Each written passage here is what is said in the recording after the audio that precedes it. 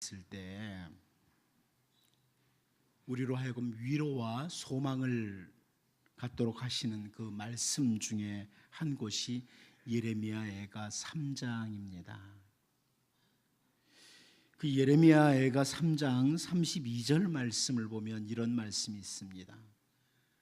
그가 비록 근심하게 하시나 그의 풍부한 인자하심에 따라 긍휼히 여기실 것임이라.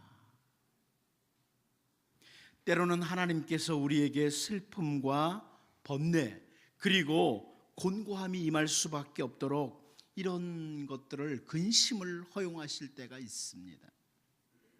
하지만 그 슬픔과 깊은 번뇌 가운데서도 하나님의 풍부하신 헤세드가 있다. 인자하심이 있다. 그래서 하나님께서 우리를 긍휼히 여기실 것이다. 이게 예레미야 선지자의 고백이죠. 선지자 예레미야는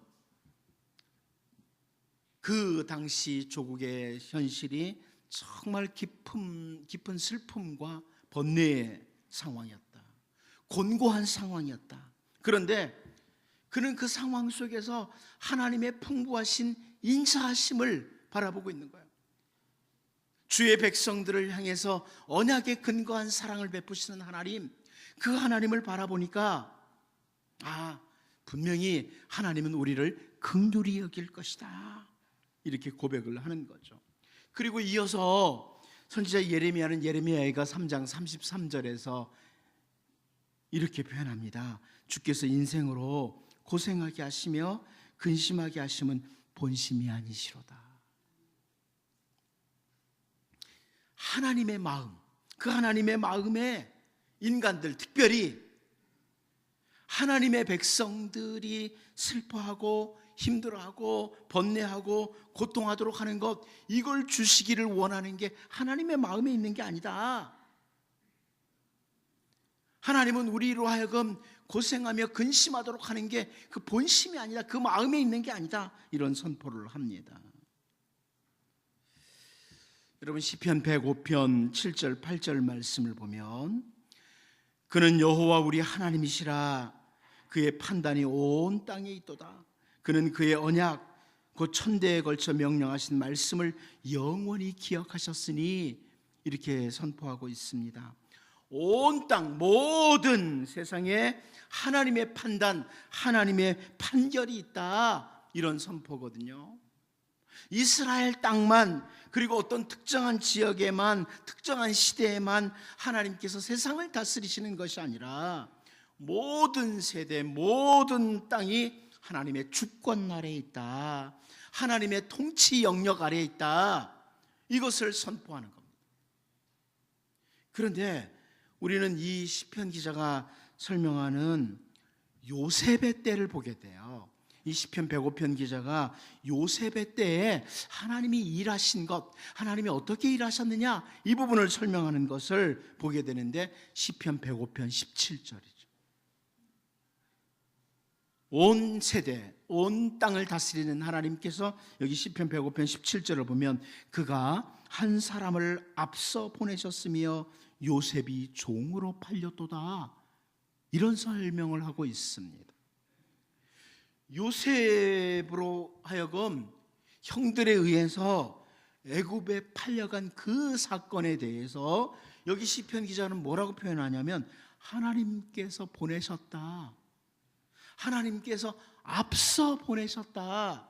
이런 표현을 합니다. 형들에 의해서 미디안 상고들에게 애굽으로 팔려갔는데 하나님께서 앞서 보내셨다. 이런 설명을 해요. 하나님이 보내신 것이다. 사실 요셉에게는요, 형들에 의해서 팔려가는 그때, 애굽에 가 있을 때 정말 슬픔이고 번뇌고 고난이었습니다. 그런데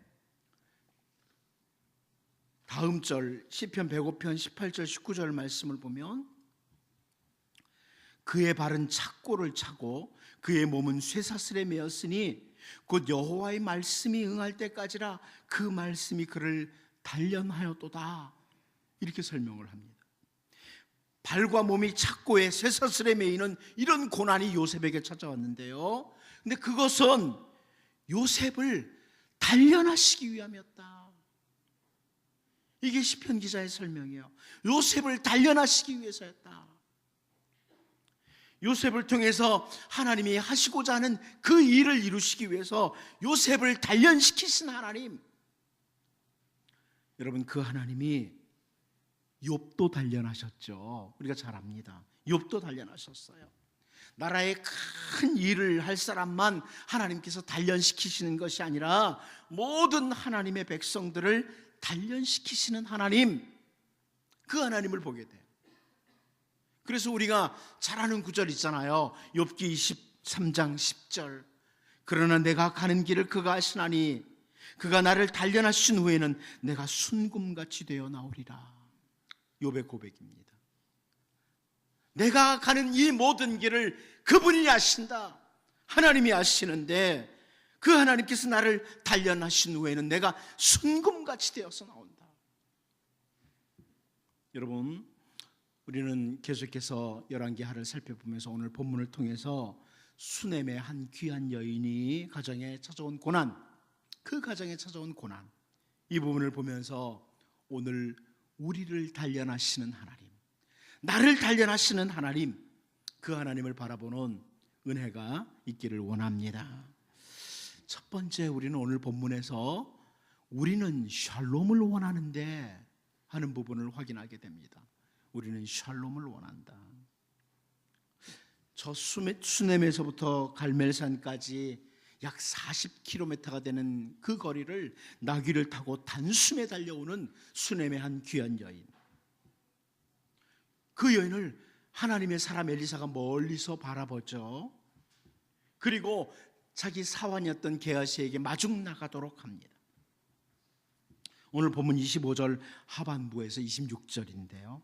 같이 한번 읽어볼까요? 같이 한번 읽어보겠습니다. 시작. 하나님의 사람이 멀리서 그를 보고 자기 사환 게하시에게 이르되 저기 수넴 여인이 있도다. 너는 달려가서 그를 맞아 이르기를 너는 평안하냐? 내 남편이 평안하냐? 아이가 평안하냐 하라 하였더니 여인이 대답하되 평안하다 하고. 여러분, 여기 평안이라는 단어, 우리가 잘 아는 히브리어 단어 중에 샬롬이라고 하는 단어가 계속 반복해서 나오고 있어요. 사실 이 부분을요, 너희 집, 너희 가정은 평안하냐? 샬롬이냐? 한 번만 물어보면 되거든요. 그런데 이 선지자 엘리사는 너는 평안하냐? 네 남편은 평안하냐? 아이가 평안하냐? 이 샬롬이라는 단어를 의도적으로 반복해서 사용하는 거죠.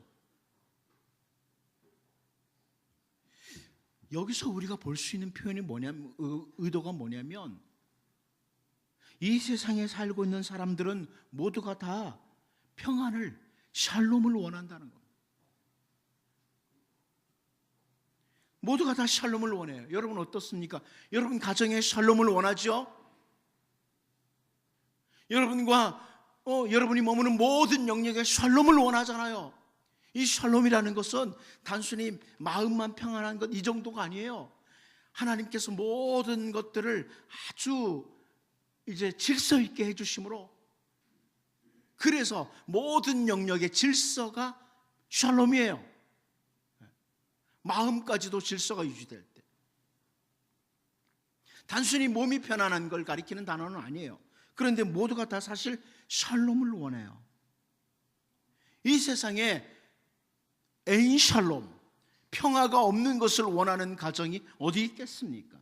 오늘 본문의 수넴의 한 귀한 여인의 가정, 지금 아들의 엔샬롬, 아들이 평안치 않음으로 말미암아 온 가정이 엔샬롬, 평안치 않은 상태가 온 거예요. 샬롬을 원하는데 엔샬롬이 찾아온 상태.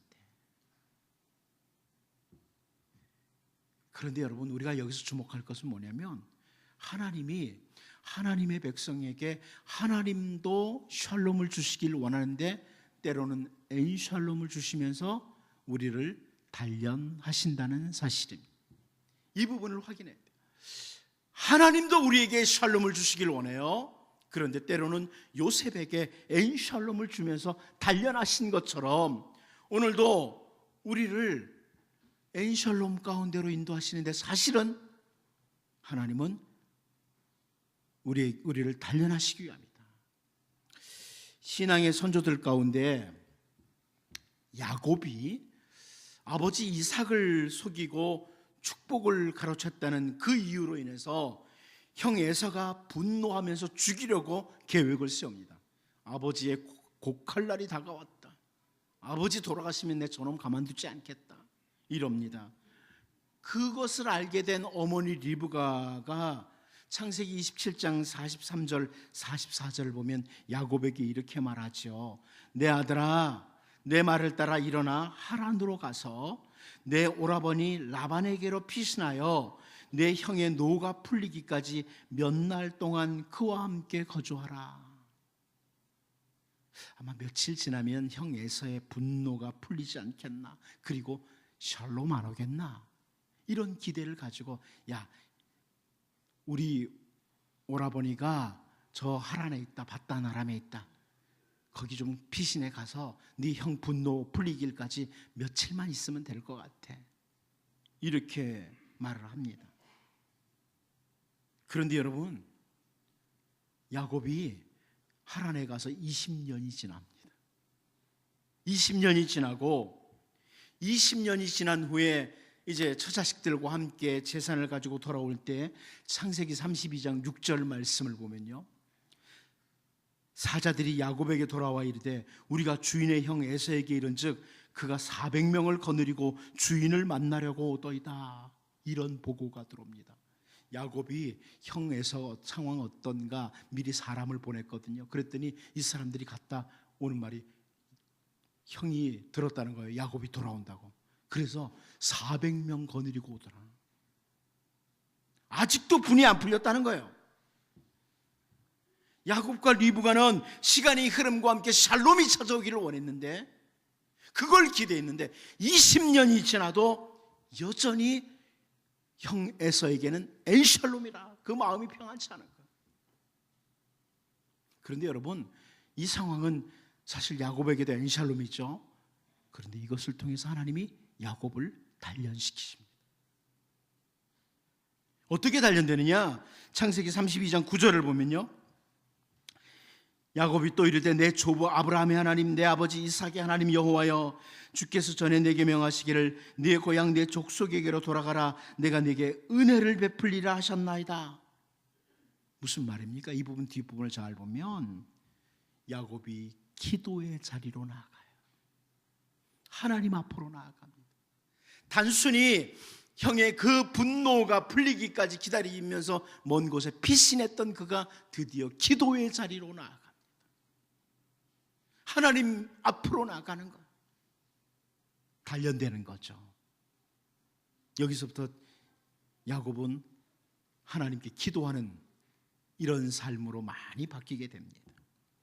오늘 본문에서 우리는 선지자 엘리사도, 그리고 수넴의 귀한 여인의 가정도 샬롬을 원하는데 엔샬롬이 찾아온 것, 이것을 보면서 우리는 단순히 엔샬롬의 상태, 평화가 없는 상태만 바라보는 게 아니라 엔샬롬을 통해서 우리를 단련시키시는 하나님, 조금 눈을 더 멀리 보고 하나님을 바라보는, 우리를 단련시키는 하나님 바라보면서 욥처럼 모든 단련들을 통해서 순금같이 나오는 이런 주님의 백성들로 우리가 설 수 있기를 원합니다.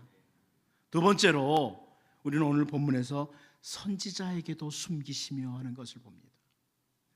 선지자에게도 숨기신다. 우리 본문 27절을 같이 한번 읽어보도록 하겠습니다. 27절 같이 봅니다. 시작. 산에 이르러 하나님의 사람에게 나아가서 그 발을 아는지라 게하시가 가까이 와서 그를 물리치고자 하매 하나님의 사람이 이르되 가만두라, 그의 영혼이 괴로워하지만은 여호와께서 내게 숨기시고 이르지 아니하셨도다 하니라. 갈멜산에 도착한 수넴의 여인이 샬롬이라고, 어떻게 보면 이 표현은 형식적인 대답이에요. 이스라엘 사람들이 하는 인사말 중에 하나가 샬롬, 그러니까 샬롬 하는 그 정도의 형식적인 대답이죠. 그러면서 하나님의 사람의 발을 탁 앉습니다. 게하시가 물리치고자 하는데 하나님의 사람이 가만두라고 그래요. 그의 영혼이 괴로워하지만은 여호와께서 내게 숨기시고 이르지 아니하셨도다. 하나님께서 숨기시고, 여기 이르지 않았다 하는 말은 보여준다는 단어거든요. 하나님께서 숨기시고 내게 보여주질 않는다. 하나님이 내게 계시하지 않는다. 이런 의미예요. 왜? 이 수넴의 여인이 남편에게도 정확한 상황을 말하지 않고 이곳 갈멜산까지 약 40km를 단숨에 달려왔겠습니까? 사람이 세상에 태어나고 세상에 살아가고 죽음을 맞이한다는 것, 이 모든 것이 하나님의 손에 있다. 이것을 이 수넴의 한 귀한 여인이 알고 믿고 하나님의 사람 선지자 엘리사에까지 달려온 거예요. 사람의 모든 것이 하나님께 있다. 이걸 믿고 온 거예요. 여기까지. 내 아들의 삶과 죽음과 모든 것이 하나님께 있다. 이래서 여기까지 달려온 거예요. 선지자 엘리사에게는, 최소한 하나님의 사람에게는 왜 갑자기 나의 아들이 죽음을 맞이했는지 알려주시지 않겠느냐? 이런 생각 가지고 하나님의 사람에게 오면 뭔가 해답이 있지 않겠느냐? 이 생각 가지고 달려온 겁니다. 그런데 하나님의 사람 선지자 엘리사의 입에서 나오는 말이 그의 영혼이 괴로워하지만은 여호와께서 내게 숨기시고 나에게 아무것도 보여주시지 않는다. 이런 대답이에요. 무슨 말입니까, 여러분? 이 상황은요, 최악의 상황이라는 거예요. 최악의 상황. 하나님께서 하나님의 사람 선지자에게도 뭔가를 숨기셨다. 이것은 최악의 상황이라는 겁니다. 이 상황에서 수넴의 한 귀한 여인이 믿음의 사람으로 단련되는 거예요. 여러분, 이게 왜 최악의 상황이냐? 선지자 아모스를 통해 주신 말씀 우리가 잘 아는 거 있어요. 아모스 8장 11절이죠. 주 여호와의 말씀이니라. 보라, 날이 이를지라 내가 기근을 땅에 보내리니 양식이 없어 주림이 아니며 물이 없어 가람이 아니요 여호와의 말씀을 듣지 못한 기갈이라. 무슨 말씀입니까? 이게 양식이 없는 주림, 물이 없는 가람보다 훨씬 더 고통스러운 상황이 뭐냐? 하나님의 백성들에게 있어서 최악의 상황이 뭐냐? 그것은 하나님의 말씀이 없는 기갈이다. 이게 선지자 아모스를 통해서 설명된 거예요. 우리가 좀 먹을 빵이 없어서, 마실 물이 없어서 고통스러운 것, 이거보다 더 최악의 상황은 말씀이 없는 기갈이다. 이게 선지자 아모스의 선포예요. 더 고통스러운 상황이다. 최악의 상황이다. 그런데 오늘 본문의 이 한 귀한 여인이, 수넴의 귀한 여인이 갈멜산까지 단숨에 달려와서 하나님의 사람을 통해서 상황을 듣기를 원했는데, 하나님의 말씀을 듣기를 원했는데, 하나님의 사람 선지자 엘리사가 하나님께서 내게 숨기시고 안 보여줬다. 나도 모르겠다. 이런 거예요. 가정의 샬롬, 이게 아니고 엔샬롬이 된 상황보다 더 고통스러운 상황이 이 수넴의 한 귀한 여인에게 왔어요. 이유도 모르겠다는 거예요. 왜 이러는지도 모르겠다는 거예요. 선지자도 모르겠다는 거예요.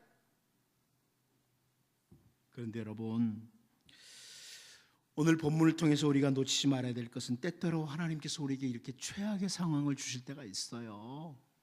허용하실 때가 있어요.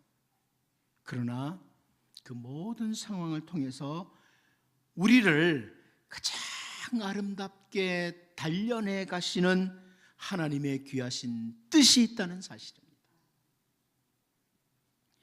한 시편 기자가 시편 66편 10절에서 이런 표현을 합니다. 하나님이여, 주께서 우리를 시험하시되 우리를 단련하시기를 은을 단련함 같이 하셨으며, 그럽니다. 풀무불 속에서 은을 재련하듯 단련을 했다. 어떻게 단련했기 이런 표현을 쓰느냐? 시편 66편 11절 12절에 나오죠. 우리를 끌어 그물에 걸리게 하시며 어려운 짐을 우리 허리에 메어두셨으며 사람들이 우리 머리를 타고 가게 하셨나이다. 우리가 불과 물을 통과하였더니 주께서 우리를 끌어내사 풍부한 곳에 들이셨나이다. 이 단련의 방법이 설명돼요. 그물에 걸린 모습이다. 허리에 어려운 짐을 두셨다. 그런데 이 허리라는 그 히브리 단어는요, 가냘프다, 이런 어근에서 나온 단어예요. 가냘프다. 어려운 짐이라는 이 단어는 누름, 고통, 고난이라는 뜻을 가지고 있는 단어예요. 다시 말하면 이 표현은 이 시편 기자가 정말 감당하기 어려운 고통이 찾아왔다는 거예요. 사람들이 우리의 머리 위를 타고 다니고 밟고 다니고 불과 물을 통과하는 이 상황. 그런데 이것을 통해서 하나님이 나를 단련하셨다. 이 고백이에요. 약 40km의 거리를 단숨에 달려온 데에는 그래도 하나님의 사람에게 가면, 그래도 선지자 엘리야에게 가면 어떤 해답이 있지 않겠느냐, 이러고 달려온 것인데 선지자의 입에서 나오는 말이 저 여인의 참 영원히 괴로워한다. 지금 깊은 괴로움이 있다. 그런데 하나님께서 내게 숨기시고 말하지 않으신다. 이런 상황, 이 최악의 상황을 보면서 사실 이 열왕기 상하를 읽는 성도들이 인생의 최악의 상황을 맞이했을 때에도 우리는 그 모든 상황을 통해서 우리를 단련해 가시는 하나님 계신다. 하나님의 뜻이 있다. 이것을 확인하도록 하는데요. 이 바벨론 포로지에 있는 사람들도 오늘 우리들도 어떤 상황에서도 우리를 단련해 가시는 하나님을 바라볼 수 있는 눈이 열릴 수 있기를 원합니다. 마지막 한 가지 더 봅니다. 하나님의 뜻을 찾으려는 자세.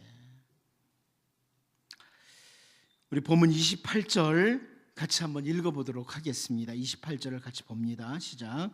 여인이 이르되 내가 내 주께 아들을 구하더이까 나를 속이지 말라고 내가 말하지 아니하더이까 하니.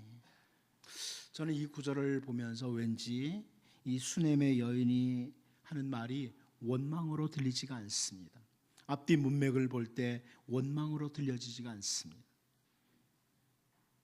하나님의 사람 엘리사가 16절에서요, 한 해가 지나 이때쯤에 내가 아들을 안으리라 이렇게 말을 했을 때 이 수넴의 여인이 아니로소이다. 내 주 하나님의 사람이여 당신의 계집종을 속이지 마옵소서 이렇게 반응을 했었어요.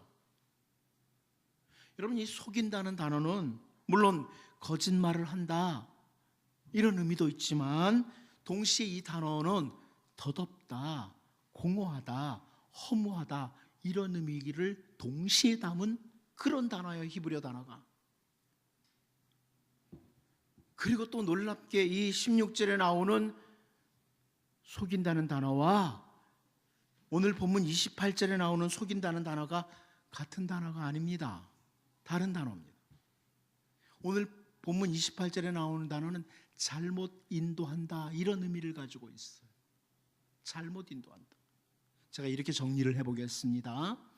지금 이 수넴의 한 귀한 여인은 나로 하여금 이 허무함으로 인도하신 하나님의 뜻이 무엇입니까? 이걸 묻는 거예요. 나로 하여금 이 허무함으로 인도하신 하나님의 뜻이 뭡니까? 이걸 선지자에게 묻는 거죠. 아들을 달라고 요구도 안 했는데 아들을 주시더니 이 아들로 하여금 허무함으로 죽음으로 끌고 가신 하나님의 뜻이 도대체 뭡니까?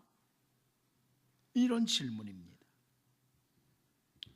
여러분, 주님의 백성들이 고통의 상황, 최악의 상황을 맞이할 때 자기 자신을 향해서 원망을 하거나 누군가를 향해 원망하고 있는 것, 이것보다는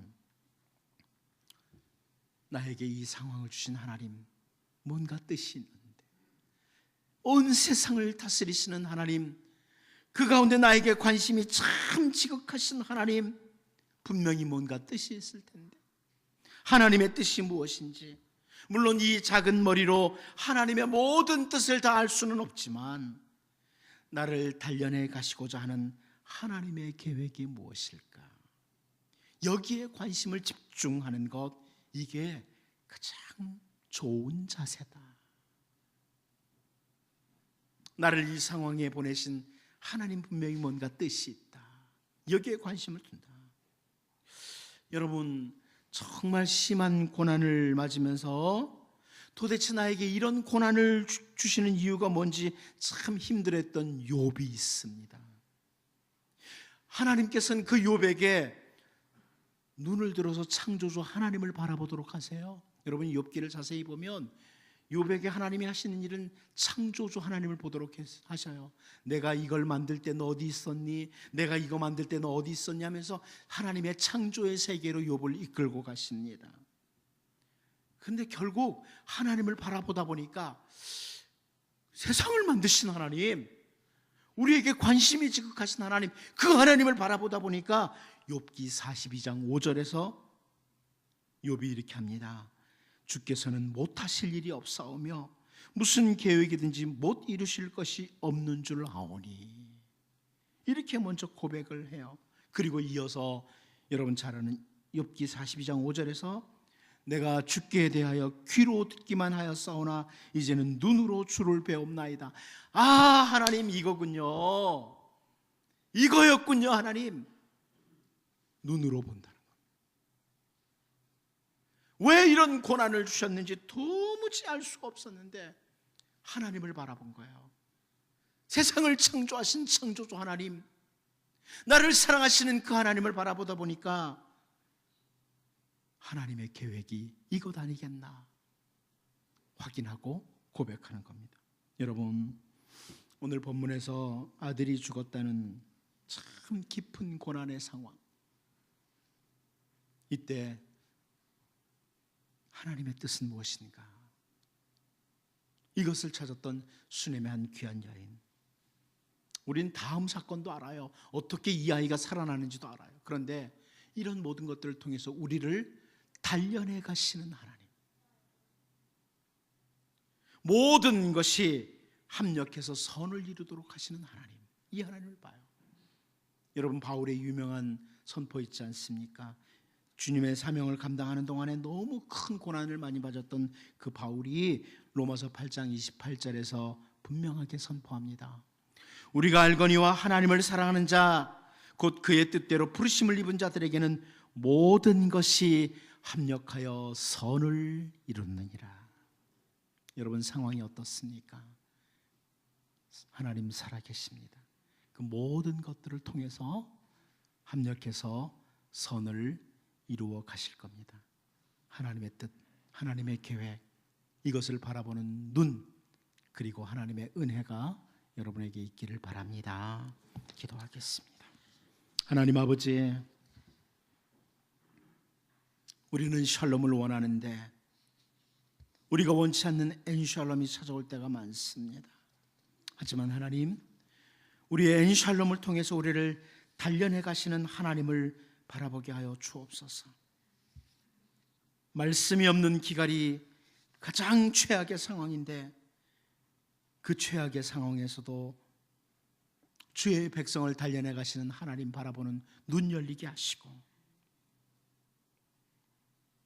그 모든 상황 속에서 나를 향하신 하나님의 뜻이 무엇일까를 늘 생각하고 관심 가짐으로 모든 것이 합력해서 선을 이루시는 하나님의 은혜를 맛보며 살게 하여 주옵소서. 예수님의 이름으로 기도하옵나이다. 아멘. 우리 찬송가 438장으로 찬양하겠습니다.